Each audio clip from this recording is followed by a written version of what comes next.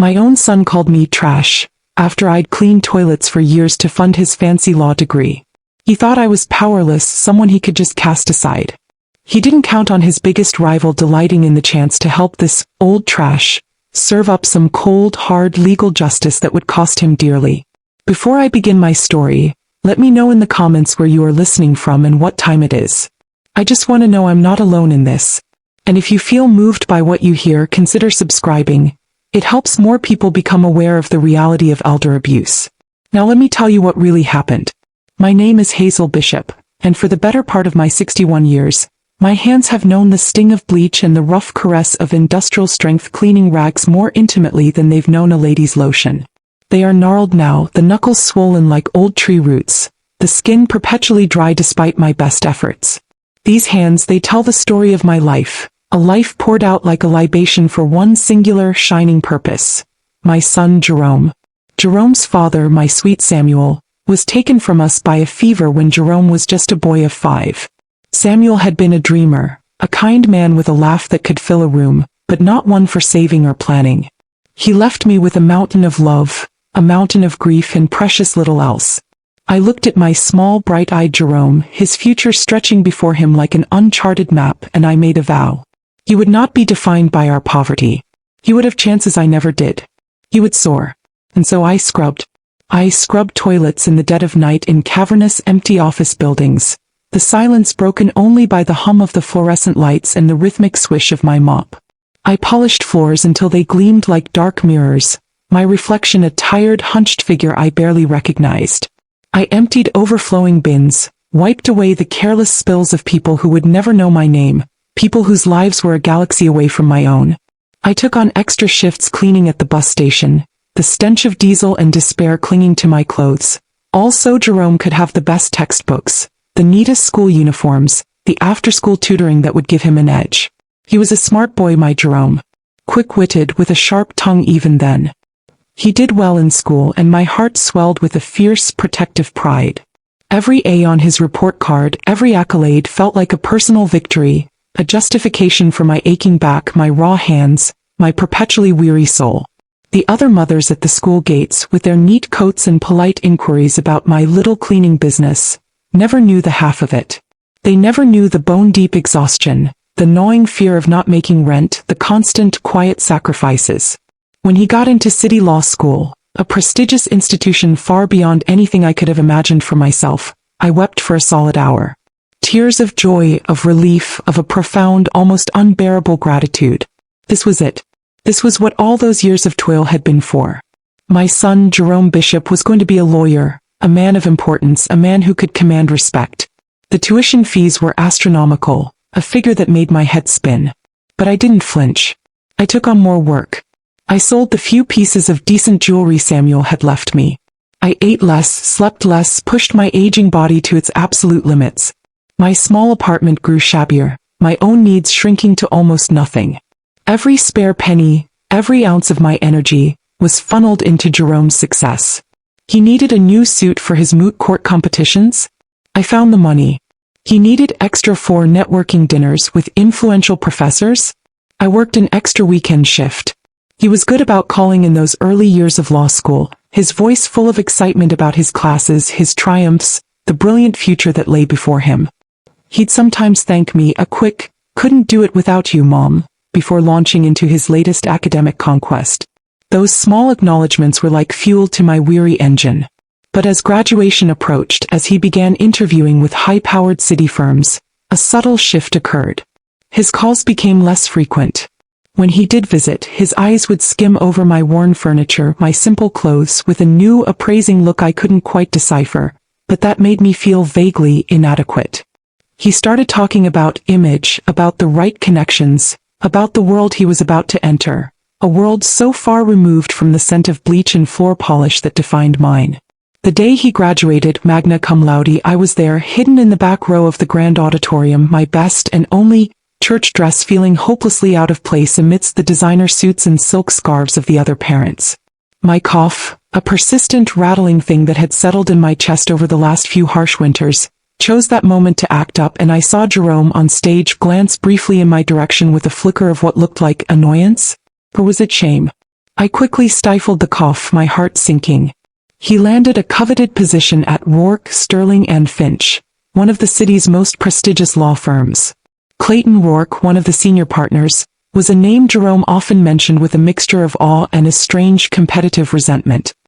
"He's brilliant, Mom, but so arrogant," Jerome would say. "Thinks he knows everything." Now at 28, Jerome Bishop Esquire was launched.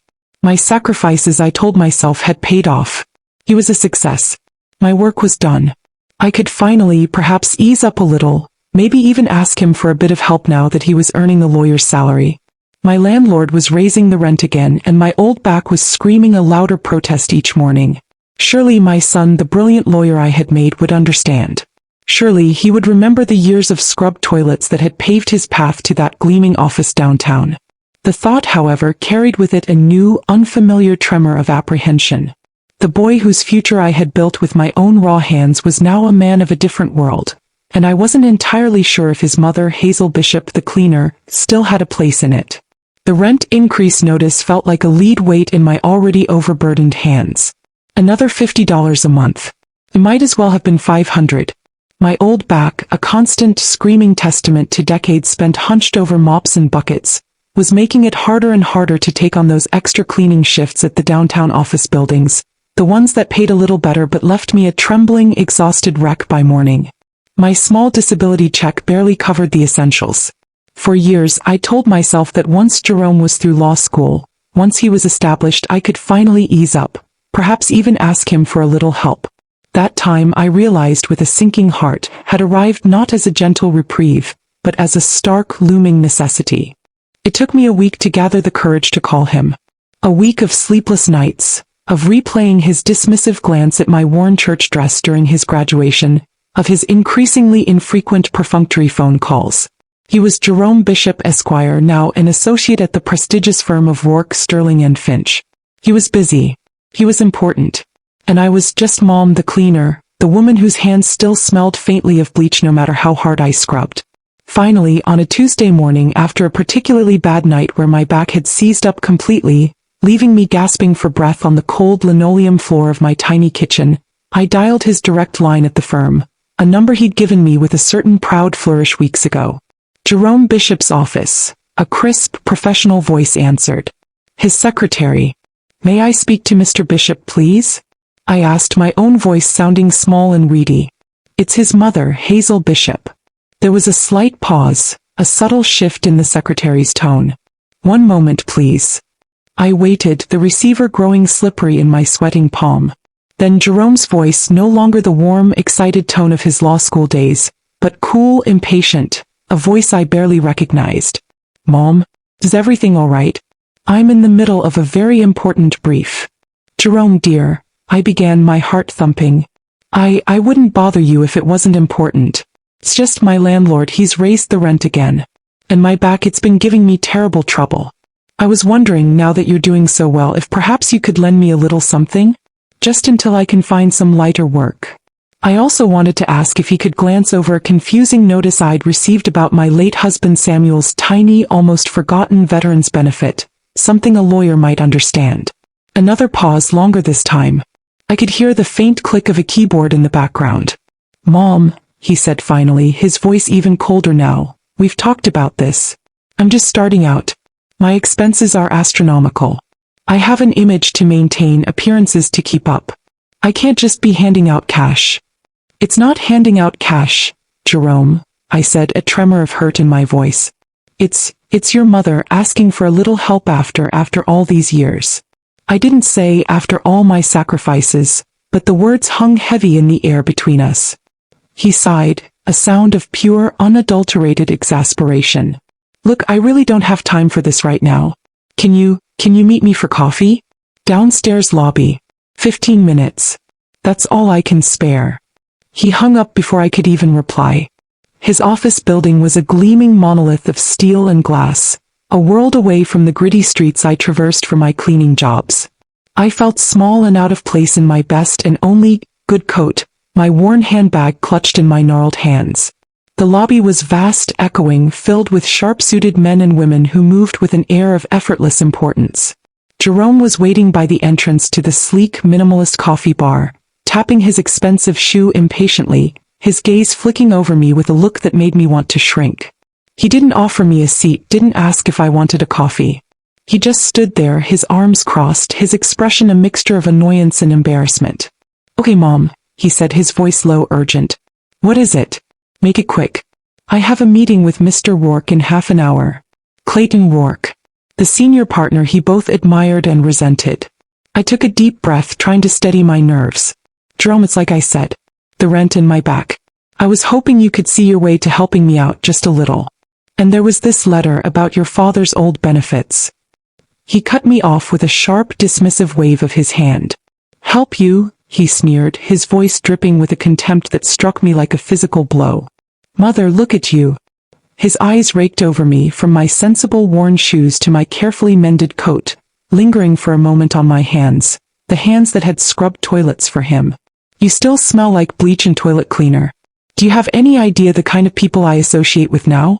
The kind of image I have to project?" My face burned.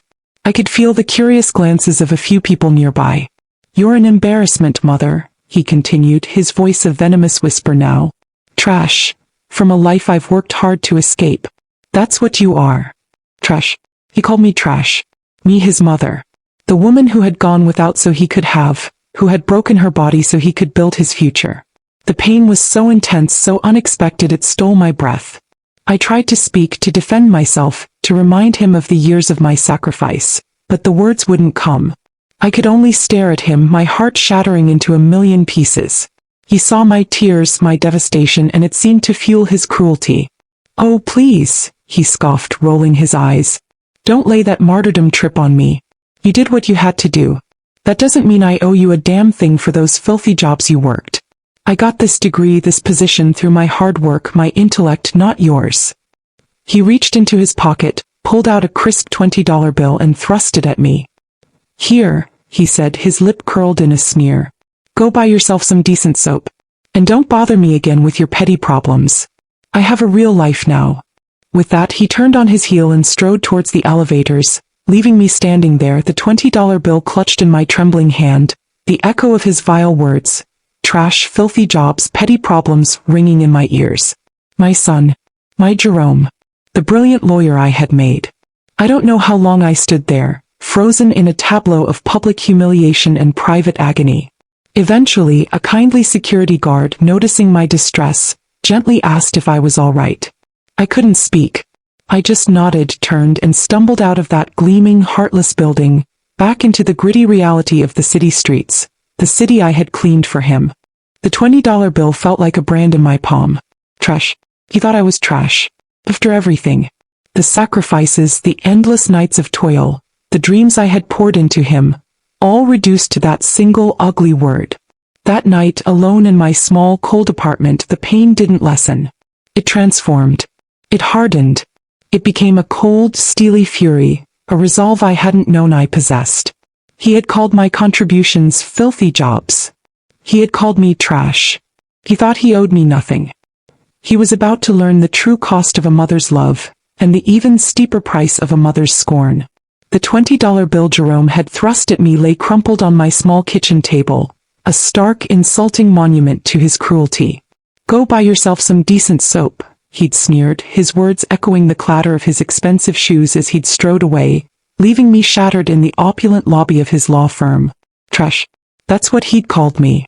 His mother, who had scrubbed the city's grime from other people's lives so he could inhabit that gleaming world of power and prestige, was now just trash to him, an embarrassment to be discarded. Sleep that night was an impossibility. Every time I closed my eyes, I saw his face twisted with contempt, heard his voice dripping with disdain. The physical ache in my back, a constant companion from years of relentless labor, was nothing compared to the searing agony in my soul. He had not just refused my plea for help. He had systematically dismantled my worth, my sacrifices, my very identity as his mother, all in the space of 15 brutal minutes. He had taken my love, the purest, most unconditional thing I had to give, and spat it back in my face. But as the bleak pre-dawn light began to seep through my thin curtains, something shifted within me. The initial shock, the profound, immobilizing grief of his betrayal, began to recede, replaced by a different kind of fire. It wasn't the hot, explosive rage of his own temper tantrums. It was a cold, deep, simmering fury, the kind that burns slow and long, forging resolve in its unforgiving heat. He thought I was trash? He thought I was a martyr with petty problems? He thought he owed me nothing for the filthy jobs I'd worked, the jobs that had paid for his polished shoes, his expensive education, his arrogant sense of superiority? He was about to learn a lesson no law school could ever teach him. The lesson of consequences delivered by the very woman he had so callously dismissed. My mind, usually so weary by day's end, began to work with a sharp, almost painful clarity. He was a lawyer now, wasn't he? Proud of his intellect, his ability to argue, to win. He respected power, position. He clearly had no respect for me, for my sacrifices. So, I would have to speak to him in a language he understood. But how? I had no money for a lawyer of my own. The $20 on the table wouldn't even cover a consultation with the kind of legal sharks he now swam with. My social circle consisted of other tired, hard-working women from my cleaning jobs, and Mrs. Rodriguez from next door, kind but with no influence. I had no power, no connections in his new, glittering world. Or did I? A memory surfaced, a snippet of conversation from one of Jerome's rare visits a few months back, when he was still occasionally trying to impress me with tales of his burgeoning career. He'd been complaining with a mixture of youthful arrogance and grudging respect about one of the senior partners at his firm, Rourke, Sterling and Finch.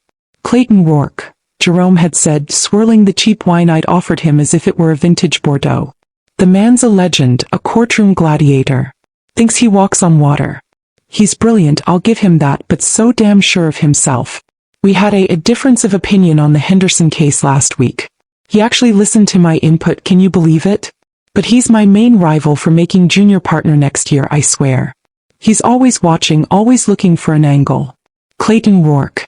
A rival. Someone Jerome both admired and resented. Someone who, according to Jerome, was always looking for an angle. An idea, audacious and terrifying, began to form in my mind. What if I gave Mr. Rourke an angle? What if the trash mother, the woman who smelled of bleach and toilet cleaner, had a story that might interest a courtroom gladiator, especially one who was Jerome's professional competitor? The thought was so bold it made my heart pound. Could I do it? Could I walk into that same gleaming monolith of a building, not as a supplicant begging for crumbs from my son, but as a potential client, a woman with a grievance? Could I expose my own son's cruelty, his profound ingratitude to one of his own colleagues, his own rivals? The shame of it, the sheer, unthinkably painful prospect of airing my family's dirtiest laundry in such a public professional forum, was immense. But then I remembered Jerome's sneer, the $20 bill, the word trash. And my resolve hardened. He had left me no dignity to preserve. He had already dragged our family through the mud with his own vile behavior. I spent the next few days meticulously gathering what little proof I had. It wasn't much. Bank withdrawal slips from years past, showing money transferred for Jerome's tuition. Faded receipts for expensive law textbooks. My own worn-out account books from my cleaning jobs, showing every penny earned, every penny spent, the vast majority of it on him. I even found a few old birthday cards he'd written me as a boy, full of childish promises to look after you when I'm a rich lawyer, Mommy. The irony was a bitter pill. This wasn't about suing him for the money, not really. How could I quantify a lifetime of sacrifice in dollars and cents? No, this was about something more. This was about justice, yes, but it was also about reclaiming my own narrative, my own worth. He had called me stupid, an embarrassment.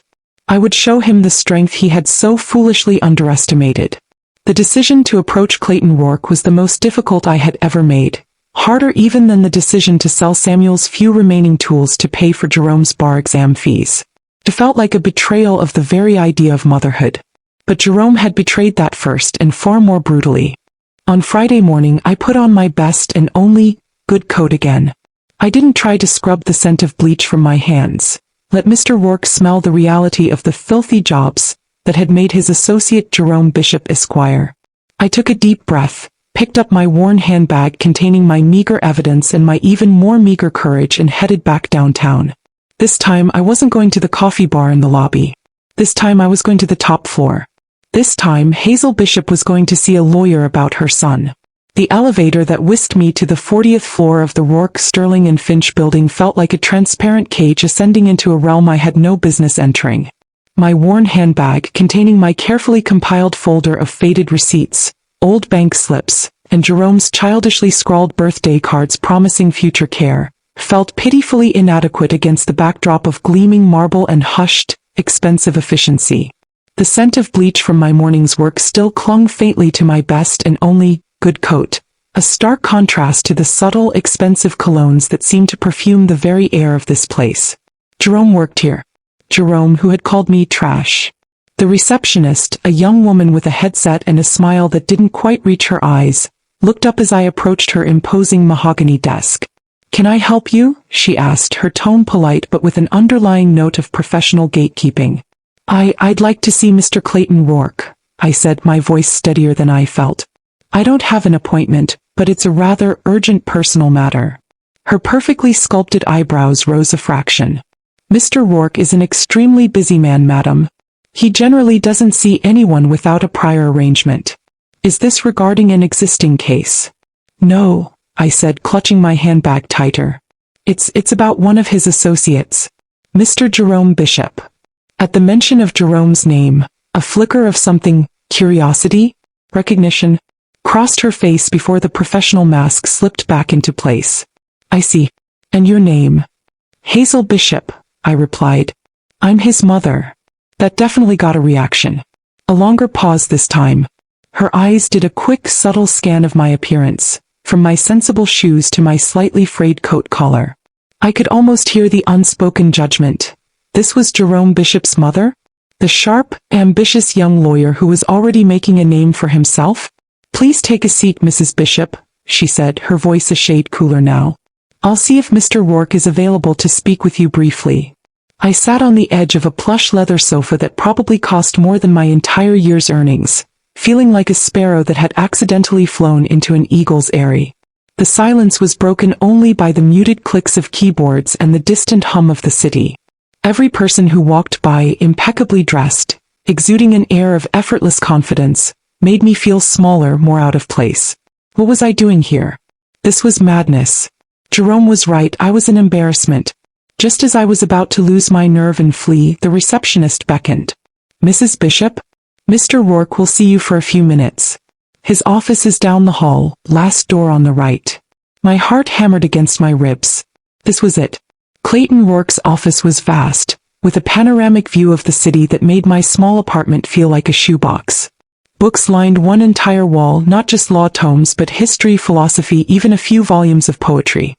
He stood as I entered, a tall, imposing man in his late 30s, his suit impeccably tailored, his dark hair shot with a surprising touch of silver at the temples. He wasn't smiling, but his eyes, sharp and intelligent, held a neutral, assessing gaze. He gestured to a chair opposite his large, uncluttered desk. "Mrs. Bishop," he said, his voice a deep baritone. "Thank you for waiting. My secretary tells me you wish to speak with me regarding my associate, Jerome Bishop. Please sit." I sat, perching on the edge of the chair, my handbag on my lap. He didn't offer coffee, didn't engage in small talk. He just waited, his gaze steady. "Mr. Rourke," I began, my voice trembling slightly despite my resolve. I am Jerome Bishop's mother. And I am here because my son has treated me in a way that I can no longer endure in silence. He told me you were a man who understood angles, a man who wasn't afraid of a fight." A flicker of something, amusement, intrigue, crossed his face. "Jerome said that, did he? Interesting." He leaned back slightly. "Please, Mrs. Bishop, tell me your story." And so I did. I told him everything. I told him about Samuel, my late husband, and our dreams for Jerome. I told him about the decades I spent scrubbing toilets, cleaning offices, the back-breaking labor, the endless sacrifices to fund Jerome's education, his law school, his bar exam, even the deposit on his fancy new apartment. I pulled out my worn ledger, my faded receipts, the bank slips showing years of transfers to Jerome's account, always marked "for your future, son." I showed him the childish birthday cards with their scrawled promises. "When I'm a rich lawyer, Mommy, I'll buy you a big house." Then, my voice cracking, I told him about Jerome's graduation, his new job, his growing arrogance, his shame of me. I recounted the scene in the lobby of this very building, his cruel words. "You smell like bleach and toilet cleaner, you're an embarrassment, mother trash." The $20 bill thrust at me like an insult. I told him of my desperate plea for a small loan, my fear of eviction, and his utter callous refusal. Throughout my story, Clayton Rourke remained silent, his gaze fixed on me, his expression unreadable. He didn't interrupt, didn't offer platitudes. He just listened, his focus absolute. When I finally finished, my voice hoarse, my eyes stinging with unshed tears, there was a long pause. He picked up one of the old bank slips, then a birthday card. He looked from them to me. "Mrs. Bishop," he said finally, his voice surprisingly gentle, "you have endured a great deal. Your sacrifices for your son are extraordinary." And his response, if what you say is accurate, is not just ungrateful. It is reprehensible. "It is accurate, Mr. Rourke," I said quietly. "Every word." He nodded slowly. "Jerome Bishop is a talented young lawyer. Ambitious. Driven. Perhaps," he added, a wry twist to his lips, "a little too convinced of his own brilliance already." "He sees me as a rival, you say?" "He does," I confirmed. Clayton Rourke stood and walked to the window, looking out over the city skyline for a moment. Then he turned back to me. "Mrs. Bishop, from a strictly legal standpoint, recouping funds given over many years without a formal loan agreement can be challenging. Filial responsibility, while a moral imperative, is not always a legally enforceable contract for past support, especially once a child is an adult." My heart sank. Of course. I was a fool to have come here. "However," he continued, and my head snapped up, "the circumstances you describe, your son's current professional standing achieved directly through your documented, extreme financial sacrifice, followed by his complete and cruel repudiation of you when you are in genuine need, and his demeaning, slanderous remarks about you, that presents a rather unique and, shall we say, compelling narrative." He returned to his desk, his eyes now holding a distinct glint, the look of a courtroom gladiator who has just scented blood, or perhaps, a profound injustice he felt compelled to address. "What Jerome did to you, Mrs. Bishop, particularly his public remarks, could potentially constitute defamation, designed to harm your reputation, however humble you believe it to be. His refusal to offer even minimal support after benefiting so extensively from your sacrifices, while perhaps not illegal in itself, paints a picture of profound unjust enrichment and moral turpitude that any judge, any jury, any colleague," he added with emphasis, "would find distasteful, to say the least." He looked directly at me. "I find Jerome Bishop's arrogance and lack of character problematic. And I confess, the opportunity to teach a young upstart a lesson in humility, especially one who works for this firm and clearly needs it, is not without its professional appeal. More importantly, Mrs. Bishop, your story has moved me. No mother deserves such treatment." He leaned forward. "I will take your case, Mrs. Bishop. Pro bono for now. We will draft a letter to Jerome, outlining your grievances and demanding immediate, substantial, and ongoing financial support, as well as a formal public apology for his remarks. We will detail the sacrifices you made, the funds you provided. We will make it very clear that his current professional standing is built upon your filthy jobs. And we will let him know that if a satisfactory arrangement is not met swiftly, we are prepared to explore all legal avenues, including a civil suit for restitution and damages, which I assure you, would be exceptionally embarrassing for a young lawyer at Rourke, Sterling and Finch." A wave of disbelief, then overwhelming gratitude, washed over me. This powerful man, Jerome's rival, was going to help me. Me, Hazel Bishop, the cleaner. "Mr. Rourke," I whispered, my voice choked with emotion, I don't know what to say." "Say nothing yet, Mrs. Bishop," he said, a rare, almost predatory smile touching his lips. "Let's see what Jerome has to say first when he receives my letter. I suspect his important brief might suddenly seem rather less pressing." He stood, extending his hand. "We will be in touch very soon." As I walked out of his office, out of that gleaming tower of power, my steps felt lighter than they had in years. The $20 bill was still crumpled in my pocket, but now it felt less like a symbol of my humiliation, and more like the first tiny down payment on the justice that was finally about to be served. The week after my meeting with Clayton Rourke was a torment of anxious anticipation. Every ring of my old telephone, Every official-looking envelope that dropped through my mail slot sent my heart leaping into my throat. Had Jerome received the letter? What would he do? Would his arrogance crumble, or would his cruelty find new, more vicious expressions? I continued my cleaning shifts, my body moving on autopilot, scrubbing floors and polishing chrome, while my mind replayed every detail of my conversation with Mr. Rourke, clinging to his confident assertion that Jerome's important brief might suddenly seem rather less pressing. The $20 bill Jerome had flung at me still lay on my kitchen table, a constant bitter reminder. I hadn't touched it. It was a symbol of his contempt, and I vowed it would be the last charity I ever accepted from him. It was on a Thursday, nearly 10 days after my visit to Rourke, Sterling and Finch, that the first tremor of the impending earthquake reached me. Mr. Rourke himself called. "Mrs. Bishop," his deep baritone voice was calm, almost casual. "I trust you are well. I wanted to inform you that my letter was delivered to Mr. Jerome Bishop at the office yesterday afternoon. By registered mail, signature required. He signed for it himself." "And?" I asked, my breath catching. Has he responded?" A dry chuckle came down the line. "Not directly to me, no. But my sources within the firm, and one does cultivate sources, Mrs. Bishop, indicate that Mr. Bishop had a rather animated reaction. Apparently, his usual composure deserted him quite spectacularly. There was shouting. A rather expensive paperweight may have met an untimely end against his office wall. And he abruptly cancelled all his afternoon appointments, including a rather crucial preliminary hearing he was scheduled to attend. A small, grim smile touched my lips. So the first volley had landed. Animated. I repeated. "Indeed," Mr. Rourke confirmed. He then, I am told, spent a considerable amount of time on the phone with his own legal counsel, a rather aggressive litigator from a rival firm. "It seems your son is preparing for a fight, Mrs. Bishop, rather than a sensible discussion or an apology." "I expected as much, Mr. Rourke," I said, a weary sigh escaping me. "Jerome does not back down easily, especially when his pride is wounded. Or his wallet threatened," I added silently. "Precisely," Mr. Rourke said. "Which is why we will not be waiting for his satisfactory arrangement. As per our discussion, my team has prepared the initial filings for a civil suit.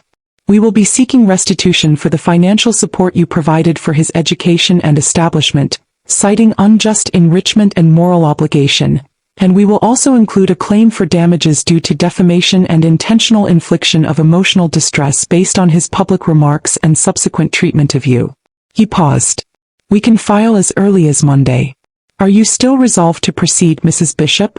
My resolve, which had wavered slightly in the face of my son's anticipated fury, solidified again.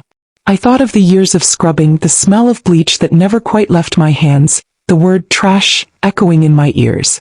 "Yes, Mr. Rourke," I said, my voice firm. "Proceed."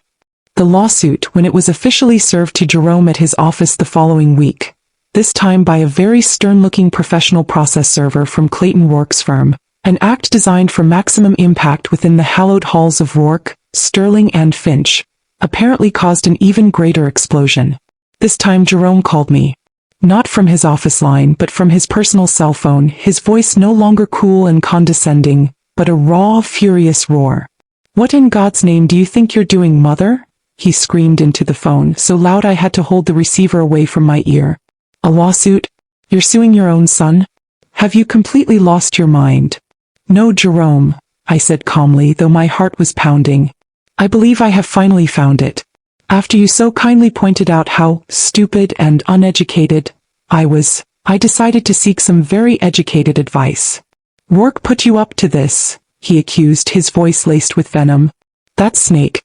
He's just using you to get at me. You're his pawn, you foolish old woman." "Mr. Rourke has been nothing but a gentleman, Jerome," I replied, my voice even. "He listened to my story, the one you didn't want to hear. He saw the receipts for your tuition, your rent, the clothes on your back, all paid for by my filthy jobs. He understood that a son who calls his mother trash, after she sacrificed everything for him, might indeed owe her something more than a $20 insult." "Sacrifice," he shrieked. "You call that sacrifice? You were my mother. It was your duty. You think you can just demand it all back now? With interest and damages? You'll be laughed out of court. I'll countersue you for harassment, for defamation, for being a terrible, grasping mother. His threats, once so terrifying, now sounded hollow, desperate. I had Clayton Rourke on my side. I had my meticulously kept records. And I had the truth. You do what you feel you must, Jerome, I said quietly. And I will do the same. Mr. Rourke will be handling all further communication. I hung up the phone, my hand trembling, but a strange sense of empowerment coursing through me. The battle lines were drawn. The news of the lawsuit. Esteemed young lawyer sued by his own mother, who cleaned toilets to fund his education, became a hushed then not so hushed scandal within Rourke, Sterling and Finch, and then inevitably, it began to seep into the wider legal community. Jerome, who had prided himself on his pristine image and his rapid ascent, suddenly found himself the subject of pitying glances and whispered gossip. His colleagues, the ones he had been so desperate to impress by demeaning me, now looked at him with a new, critical speculation. His important briefs were, I imagined, being overshadowed by the far more compelling brief detailing his own filial ingratitude. Clayton Rourke kept me informed.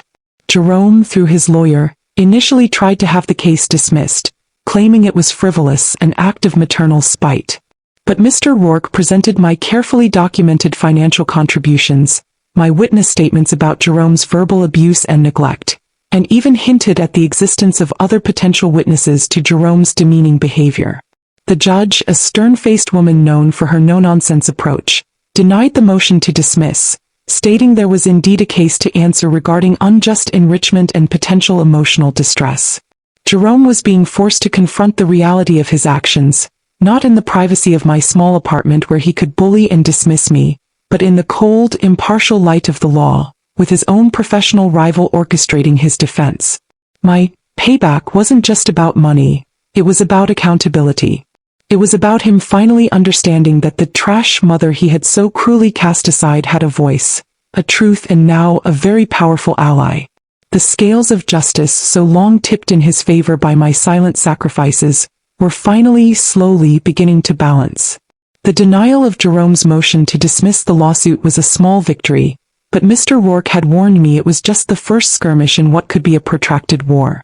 Jerome, backed by his aggressive litigator, seemed determined to fight me every step of the way, to drag my name, my sacrifices, and my character through the mud if it meant protecting his own carefully constructed image and, more importantly, his wallet.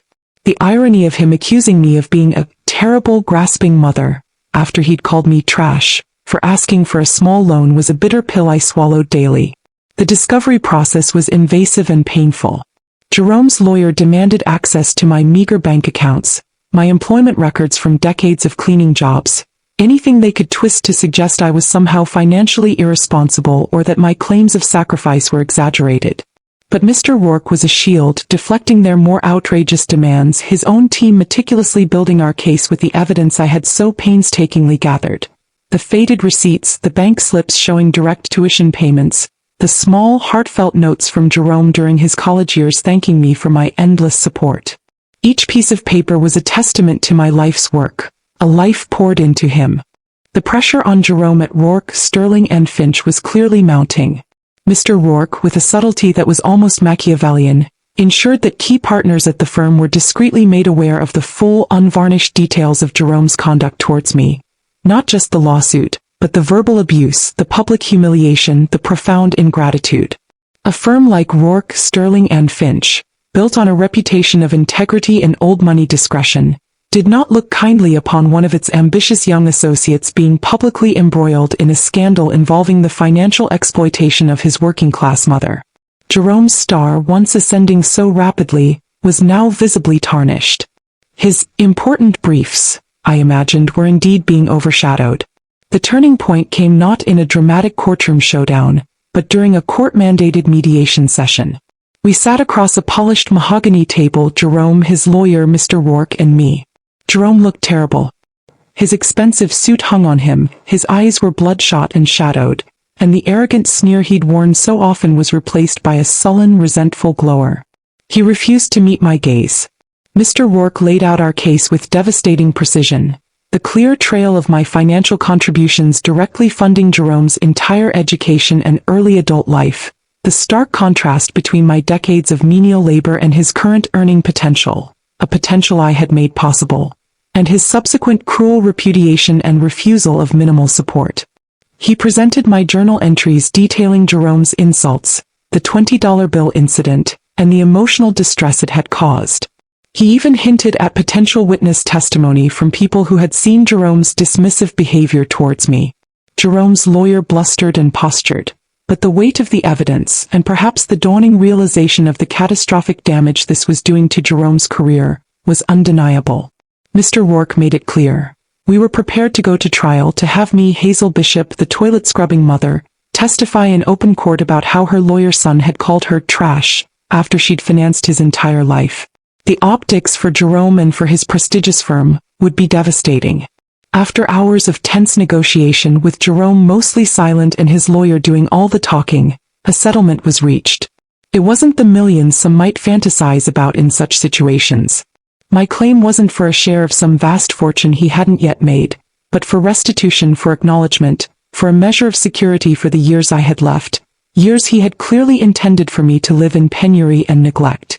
Jerome was forced to agree to a structured repayment plan, a significant monthly sum that would be automatically deducted from his salary for the next 10 years. It was, Mr. Rourke calculated, a fair approximation of the direct financial investment I had made in his law degree and living expenses during that time, with a modest consideration for the emotional distress. It wouldn't make me rich, but it would allow me to live with dignity, to afford my rent without constant fear, to finally see a doctor about my aching back and persistent cough without worrying about the bills. He also had to issue a formal written apology, vetted by both lawyers, acknowledging my sacrifices and retracting his cruel words. Though I knew any apology from him now would be hollow, a legal necessity rather than a heartfelt sentiment. The news of the settlement and its terms quickly made the rounds at Rourke, Sterling, and Finch. Jerome Bishop, the arrogant young star, was now Jerome Bishop, the son who had to pay his mother back for calling her trash after she'd scrubbed toilets for him.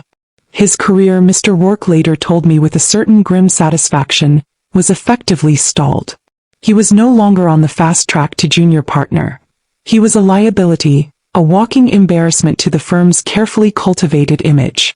Whether he would ever recover professionally was doubtful. For me, the payback was more than just the money, though that was a profound relief.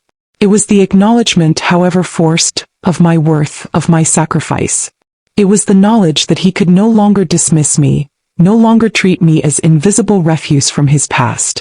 I had stood up to him not with screams or threats, but with the quiet power of truth and the unexpected alliance with a man he had underestimated as much as he had underestimated me. I continued my cleaning jobs, though not as many. The settlement allowed me to cut back, to finally give my aching body some rest. I started a small savings account, something just for me, for a rainy day, or perhaps for a small, quiet pleasure I hadn't allowed myself in decades. The $20 bill Jerome had flung at me? I framed it. It hung in my small kitchen, a daily reminder not of his contempt, but of my own strength, of the moment I decided I was worth more. I rarely heard from Jerome directly after that. The monthly payments arrived in my bank account, a silent, impersonal transaction. I knew I had lost my son, perhaps forever. The boy I had loved, the one whose future I had poured my life into, was gone, replaced by a bitter, resentful man who now saw me only as the architect of his professional humiliation. There was a deep, abiding sorrow in that knowledge, a wound that would likely never fully heal. But as I sat in my small, clean apartment, the scent of bleach finally less a part of my own skin and more just a tool of my trade, I felt a quiet dignity settle over me. I had scrubbed floors so he could walk in polished halls. He had called me trash. But in the end, it was his life that was now littered with the debris of his own arrogance and ingratitude.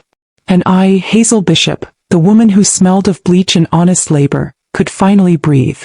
I had found my payback not in riches but in peace, in self-respect, and in the unshakable knowledge that I had, against all odds, reclaimed my worth.